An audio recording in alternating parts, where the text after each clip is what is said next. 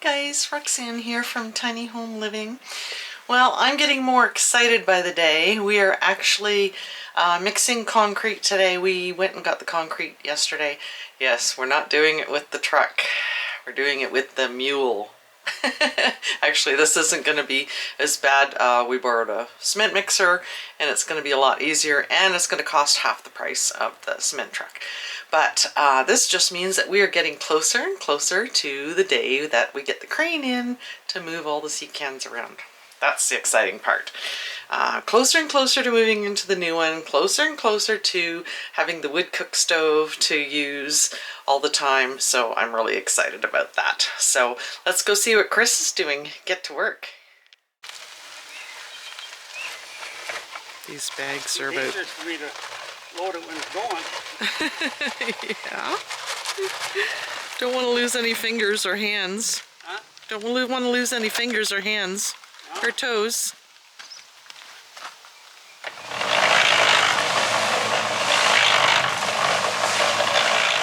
So what Chris is going to do, he's mixing the concrete, then he's pouring it into the bucket, and then we're going to pour it into the molds, these footing molds. So he thinks this is going to be way easier, so this is what we're going to do.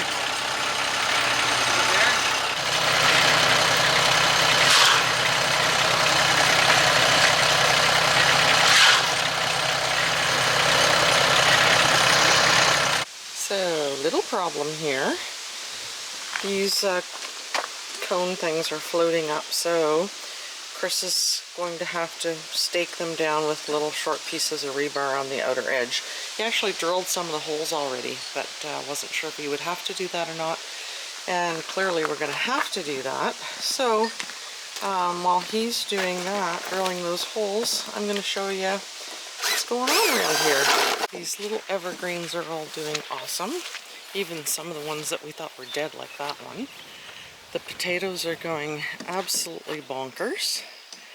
I'm gonna have way more potatoes than we need, but there's always somebody that needs potatoes, right?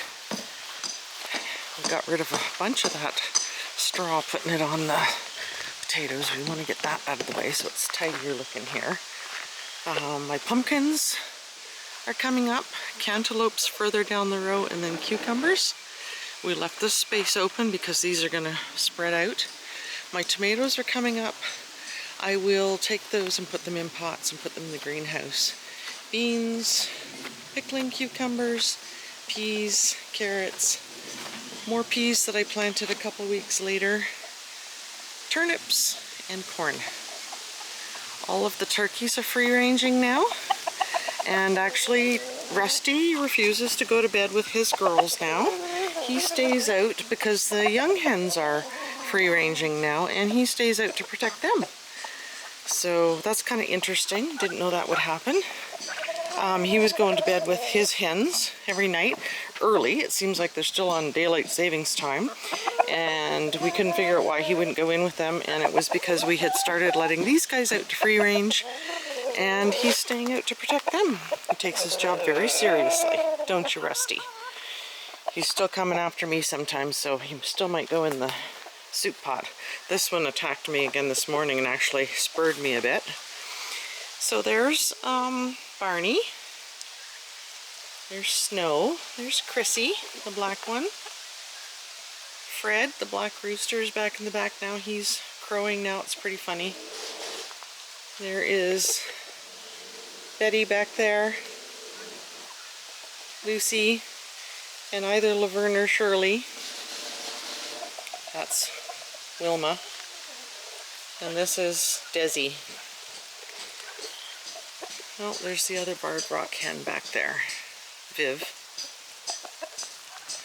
The turkeys are hilarious. They follow us like we're the Pied Piper. Lots of chicken or tomato cages. I've started putting them in the greenhouse pots. What are you doing, sweetie? Are you laying an egg or are you eating eggs? I'm just not sure about you. I'm not sure at all. Now, I got 2 eggs earlier today. I don't see any more. Maybe Chris got them though. What do you think? Do you have eggs hiding under there? Don't try to look innocent to me. I think you might be the egg eater. There are a couple of meat birds in there, but we started letting the meat birds free range too. Now they were going way over into this field. Oh, look at this. Cuddling in the manure pile. But some of them are just going across in the field a bit now, but they are free ranging and they are just loving it, aren't you? Now they are growing a lot slower than last year's. We think it's a change in the feed, but I don't see that as a bad thing. These birds are notorious for getting so fat so fast that they barely can't walk. And they are getting a lot of exercise. They're walking all over the property and through the field here and everything. So that's a lot better for them, I think, than having them cooped up in the little chicken tractor all day and barely able to move. So I would much rather have them free ranging. They love it out here in the garden too. Look, a bunch of them are making a dust bath here where the other chickens were doing, which doesn't make me happy, but anyway. We had some really heavy rains and there was actually water laying where Chris has just added some dirt there, drowning my haskaps that I just planted outside. The tree line was kind of underwater. Water lays out here in this area, but the chickens were loving it. I have gotten my haskaps all planted along here. Those lower ones that aren't on this little hill were kind of underwater, so we are gonna, Chris took some of the dirt from where he was digging there to sort of make a little berm here, but the plan eventually is to have the water running that way into a little dugout. These are the three of the biggest haskap plants, which I couldn't even see some of these smaller ones behind it. One gooseberry is doing really, really well. The rhubarb has all come up. A couple of them are still really small, this one and the one on the end, but I am not going to harvest any this year. I was trying to get them to grow by harvesting them last year. I'm just going to leave them be. We think the winter was so dry we lost this big Gloria tree, which is such a shame. Now the one I have in the little pot was like a tiny, tiny little 3-inch shoot like these. We thought this was completely dead, but now it has got shoots coming all over it, and that one too. So we may end up cutting these branches off and just have this come as new branches. We're not really sure what to do yet. We watched a video on pruning, and this had a huge branch coming out this way. I called it the slingshot tree in past videos. That apparently is a really bad thing because eventually the tree will break at this point. So we have trimmed it to the point where we are establishing this branch as a leader, which is something else we didn't know we should do. You can see the apples are coming along really well. I have taken some off here as well, like they advise you to do. And we've got this one braced again with this pole.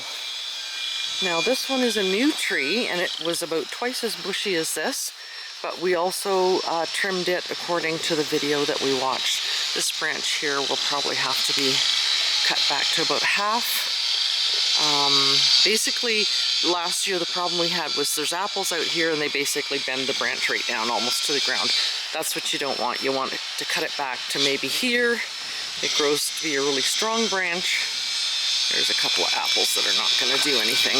This probably got killed when we transported it home.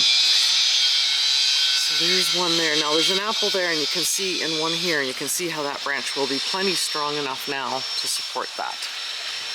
And we also established this as the leader and cut some of the other stuff away. This one here is also really lopsided, and we had a terrible time supporting this tree last year, but it is the best as far as fruit goes. I have taken, again, quite a few apples off of here. They're usually in bunches of 6, and I think I read that you take half of them away. So I've got clumps of 3 here. Sometimes there's only clumps of 1. And we took quite a few branches off here. Basically, oh, that's coming right off too. We must have bumped it. But anyway, it will make this branch a lot stronger and easier to support what's on it.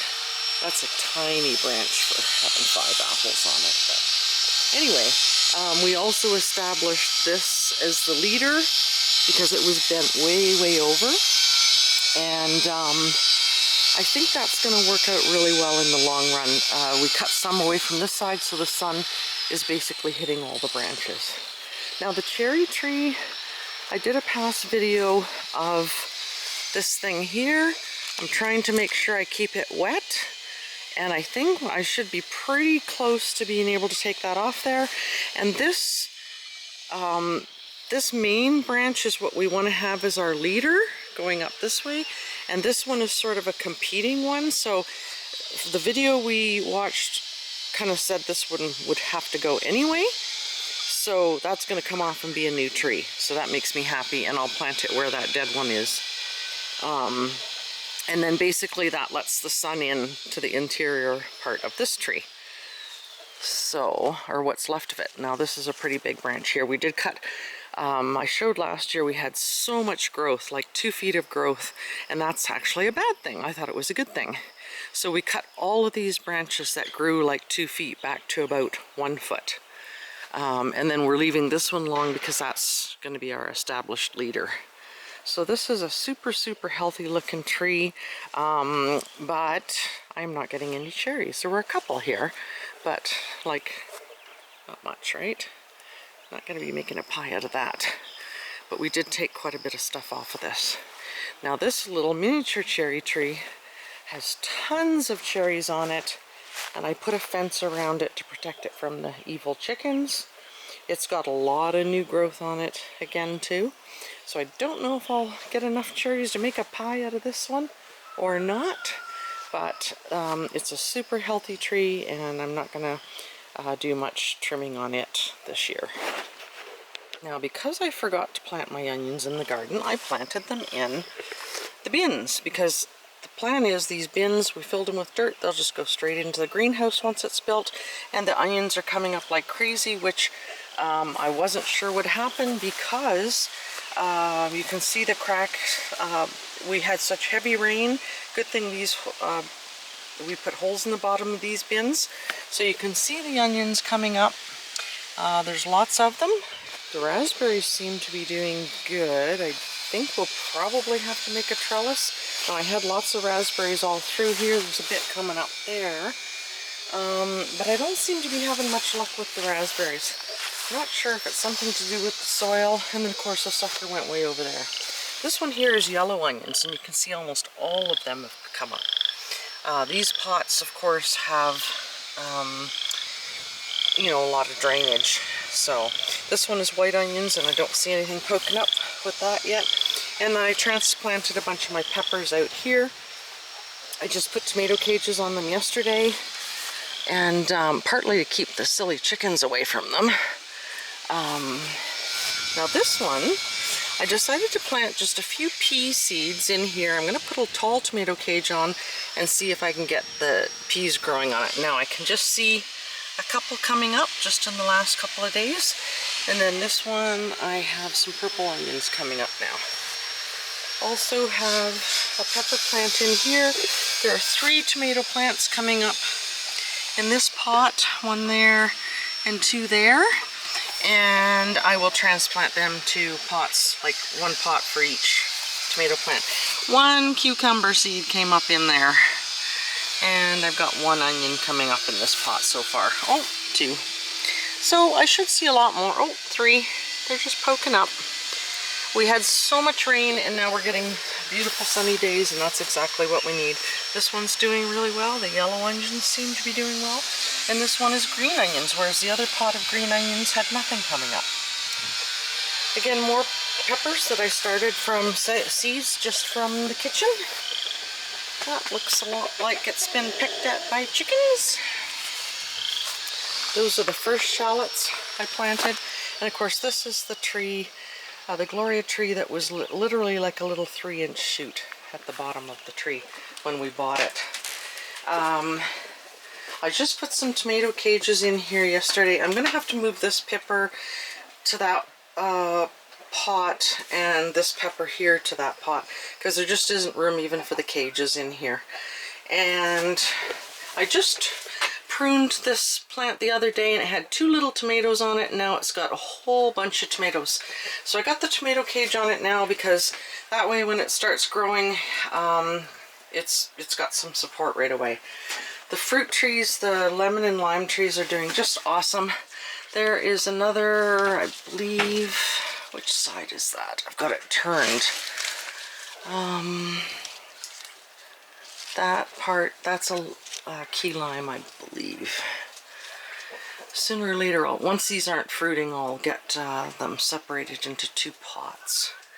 So again, blossoms like crazy.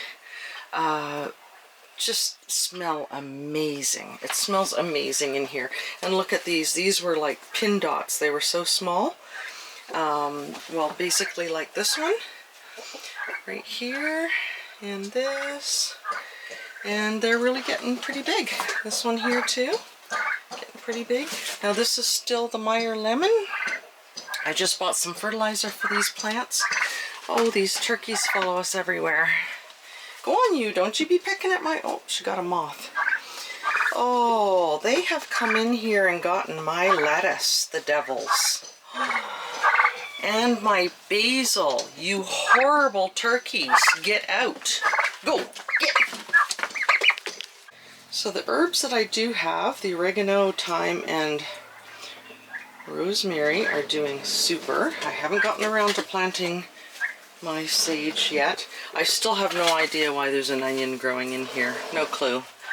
But I will put the tomatoes from the garden into these pots as well. And because they are not going to be... Yes, I see you going right for my basil. Go on. Yeah. Gonna have to get a baby gate or something for here. Holy smokes. Now you can see how much water is laying here. This was the problem. And this water was all running all the way down there and into the field behind the Haskaps and the orchard. It's very low there. There's a little hill. So any fill coming out of there might end up going here, but then also Chris might get someone in to dig this like as a dugout, and then all the fill from there will maybe get spread out there in that field, bring it up the same height as the garden, because the water lays there all the time. But then of course it's running there from here, whereas we'll get it running from here into the dugout. You can see how much ran down here too. We had a lot of rain. Couldn't be happier though, because we sure needed it. The trees, I haven't gone to look at the trees on the other side of the property. The saplings, we planted saplings from the corner there, the little hill, all the way down past the bushes there to get a tree line going on that side of the property, which is going to be just awesome. You know, eventually we want it to look like that, right?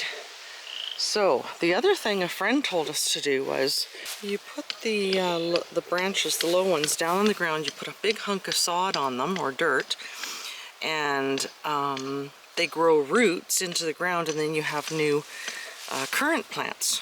Well, I looked at currants, fairly small ones, at the nursery yesterday, and they were $34 each, I think. So I have 3 or 4 growing out of this one, and 3 or 4 growing out of the big one over there. So that's, you know, a couple $100 worth of currant bushes for free. You all know how much I like free. So, and these are just covered in berries. So, and these, it's funny, you lift them up and the berries are kind of hanging underneath.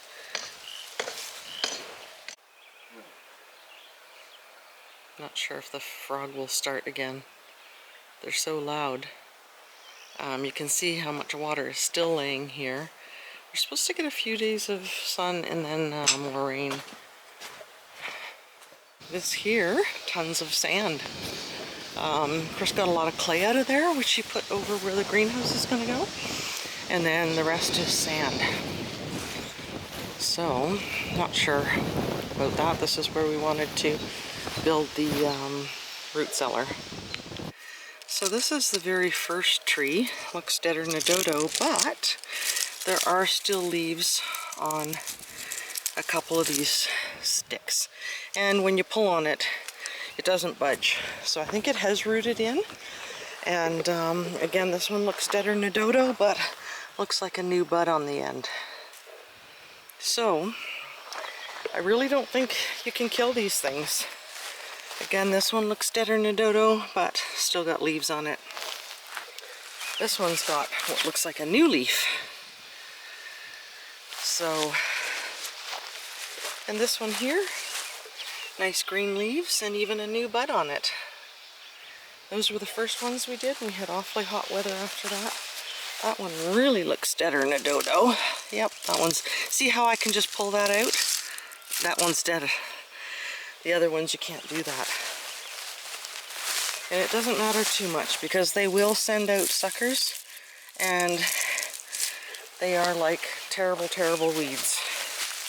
Again, this looks dead, but new leaves on it, new leaves here. Really hard to kill these things. I think we did kill one though, another one.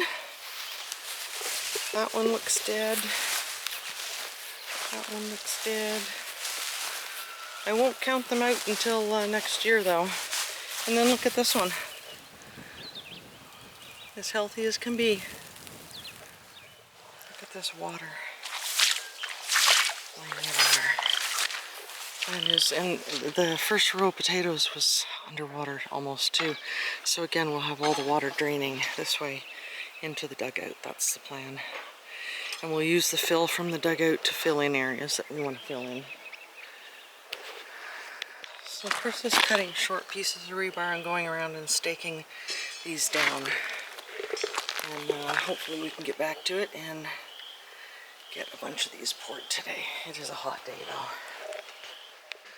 So Chris has got those things all spiked down now, so we're going to start mixing some concrete again and hopefully get some more of these done.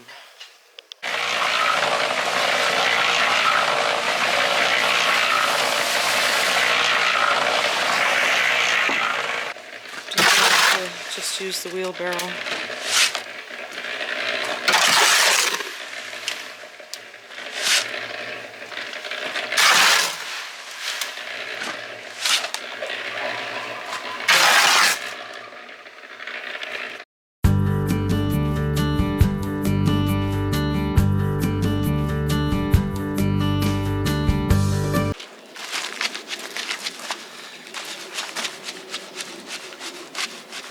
See how that didn't come up at all now. It's spiked in. This is just making sure there's no any big air pockets in there.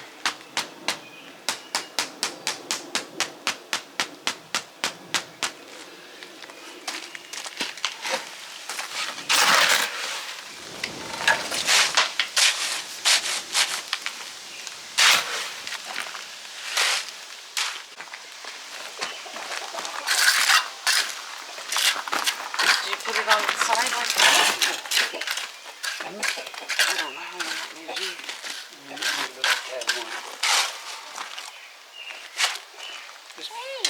Just tap it down and get between the two. A little bit. Okay. And then just, you do too much, then sweep in the top. Hold it flatter.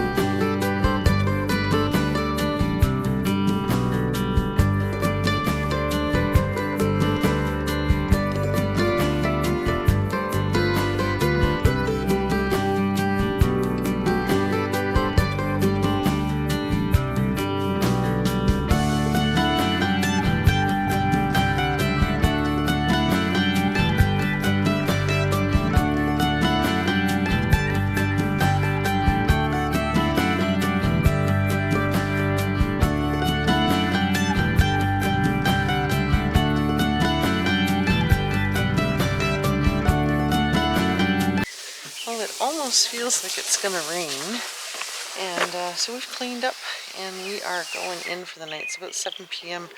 So we got these ones done down here on this side, that one done.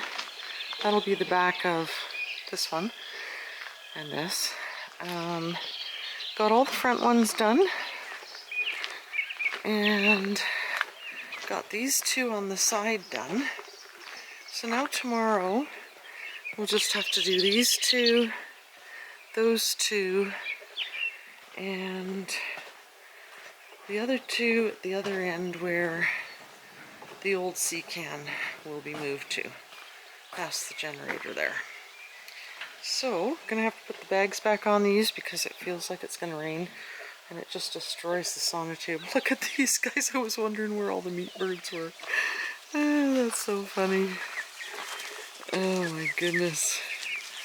Anyway, we're cleaning up and we're done for the day. We're tired out. We're gonna have steak and asparagus for supper and we're too tired to cook now, so it'll be sandwiches again. But we'll be back at it tomorrow. Thanks for watching. See you next time.